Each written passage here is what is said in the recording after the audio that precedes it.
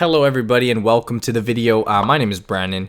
Today I'm going to be doing a little review on the Vanguard ETF VGRO. It's the Vanguard Growth ETF portfolio. It's one of Vanguard's newer funds. It was actually launched back in January earlier this year.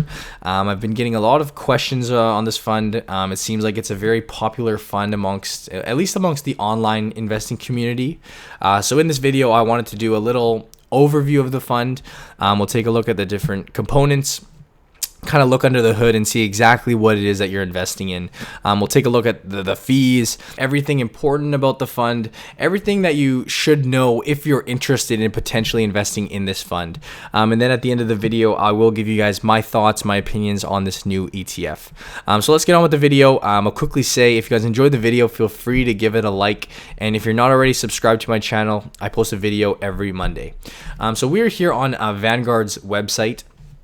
And Vanguard, I believe, guys, for any new investors out there, is I think the second largest ETF provider here in Canada, only behind a company called iShares by BlackRock. They're the largest. And what this is it's essentially an overview of the ETF. VGRO. And before we dive into this ETF, I'm actually just going to go back a second and we can have a look at here the three Vanguard asset allocation ETFs that they offer. So an asset allocation fund, or a balanced portfolio, balanced fund, you'll hear some different names for it. Essentially what it is it's an all-in-one, packaged fund. So in this case, it's a fund built up of other funds or other ETFs. So rather than going out and buying a variety of ETFs to kind of match up with your chosen asset allocation, these funds already have a predetermined asset mix or target. And basically, by investing in this one fund, you're going to have yourself a balanced portfolio. So we have here a conservative option, a 60% weighting to fixed income or bonds, and then a 40% weighting to equities. So definitely more on the conservative side. Maybe for somebody that's a little bit older or, trying to seek less volatility, we have your typical balanced fund, the 60-40 split. So 60% in equities, 40% in fixed income. And then we have VGRO, which is the one we'll of course be looking at today, which is the 80-20 asset allocation. In other words, 80% of this fund is going to be invested in stocks or equities, and then 20% of this fund is going to be invested in bonds or fixed income. So this would definitely be considered a growth portfolio, great for somebody that's maybe a little bit younger, or just anyone that's looking to achieve more growth out of their investments, assuming they had the appropriate risk tolerance.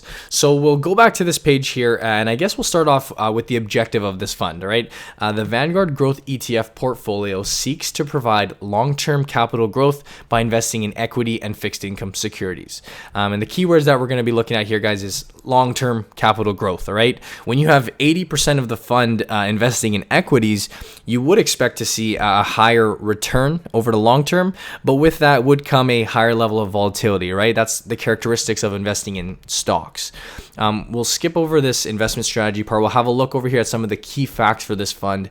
So like I said, this fund was incepted, or it was started in January of this year. I would typically advise not to invest in new funds. You don't have a history to look at. You don't really know how well the fund is managed. That being said, this is somewhat of a unique case because although this fund is new, the components of this fund, as we'll look at later, so the funds that make up this fund have been around for some time. So we can go back and look at their track records, the performance of the different funds. So like I said, in this case, it's not too big of an issue that this is a newer fund. The fund currently has about $280 million in assets. I'd say that's relatively small. You'll get some funds up in the billions of dollars. We can have a look down here at the price. So if you were to buy one share of this ETF, it's looking like it's about $25. That's Canadian dollars. As we can see, we have the current asset allocation for this fund. Again, the targets for this fund are an 80-20 split, so right on line with that. We do see obviously a slight discrepancy, but for the most part, you would expect that to be right on target. We have the ticker VGRO or VGRO, and it trades on the Toronto Stock Exchange, so a Canadian fund. over in the middle of the page, we have a section here for total returns, or right, the performance of this fund. Clearly, there's no data to be shown here, as this fund is basically, it's not even a year old yet. But if you were to ask me, what type of returns could you expect from a fund like this? I'd say likely somewhere in that 7 to 8% range. That's very typical of what you could expect from a growth fund that's invested primarily in equities. We'll get here to the exciting part of the page, the components of this ETF, right? This is pretty much the guts of what you're investing in.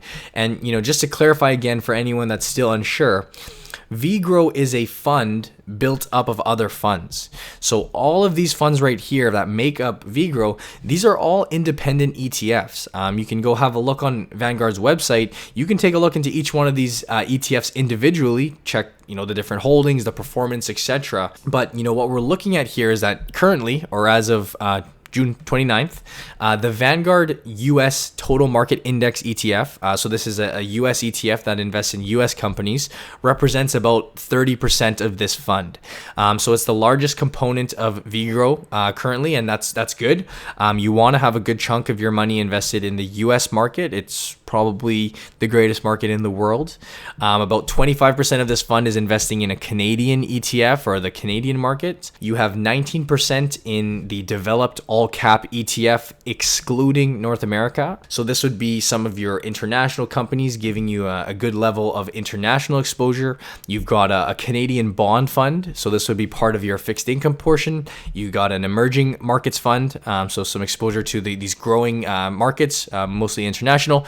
And then you got your global bond fund, and then a US bond fund. So when you invest in VGrow, you're inherently investing into all of these different ETFs. So very, very diversified.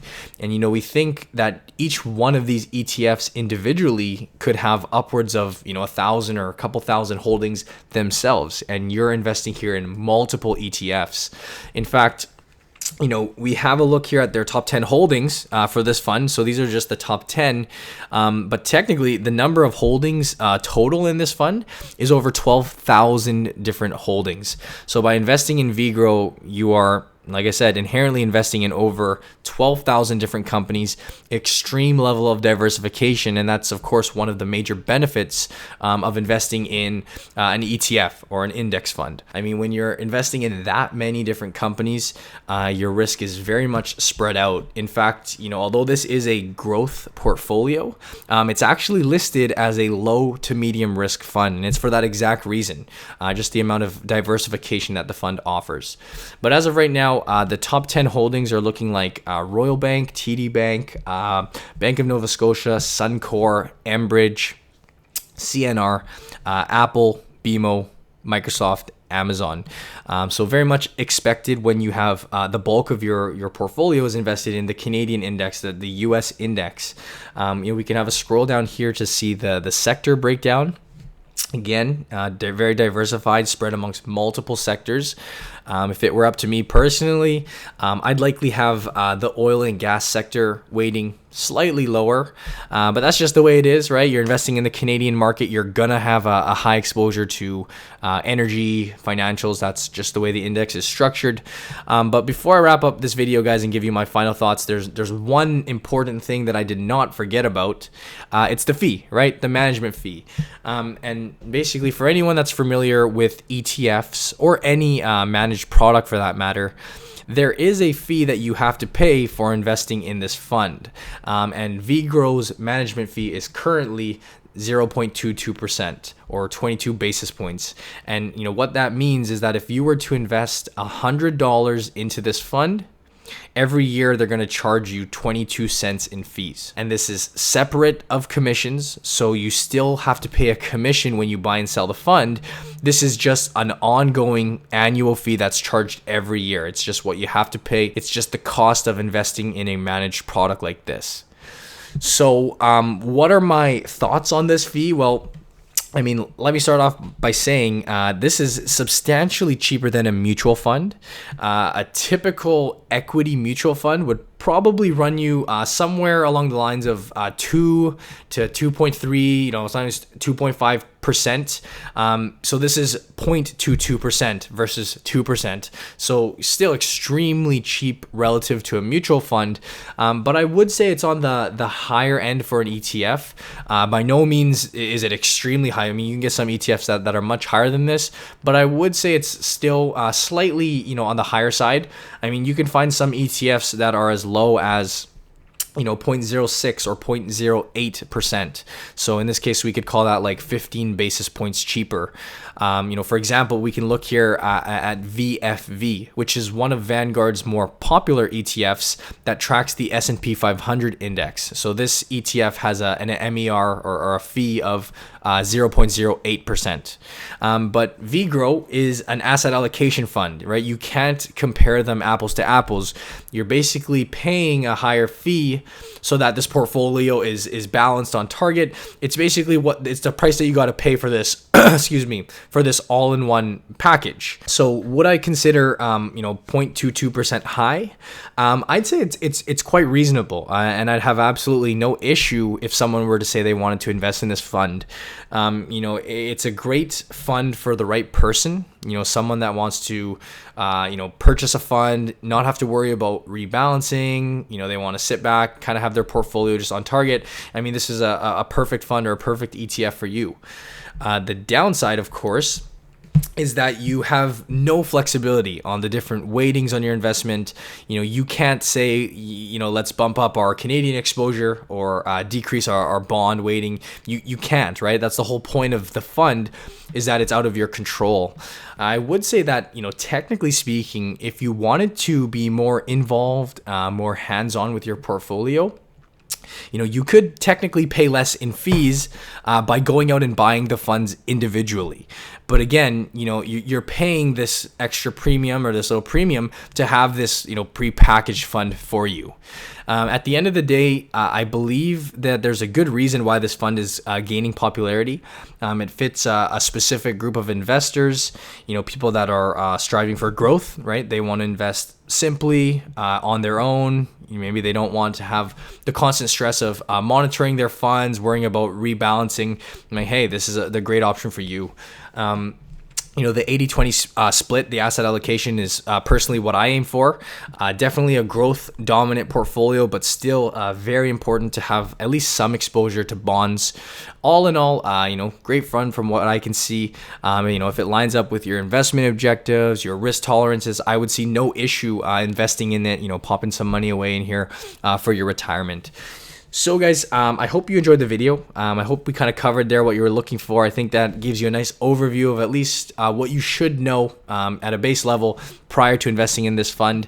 If you guys did enjoy the video, feel free to give it a like. That would be greatly appreciated. And if you have any questions or comments, be sure to leave them in the comment section below, and I'll do the best that I can to answer them. So as always, I thank you guys all for watching, and I will see you in the next video.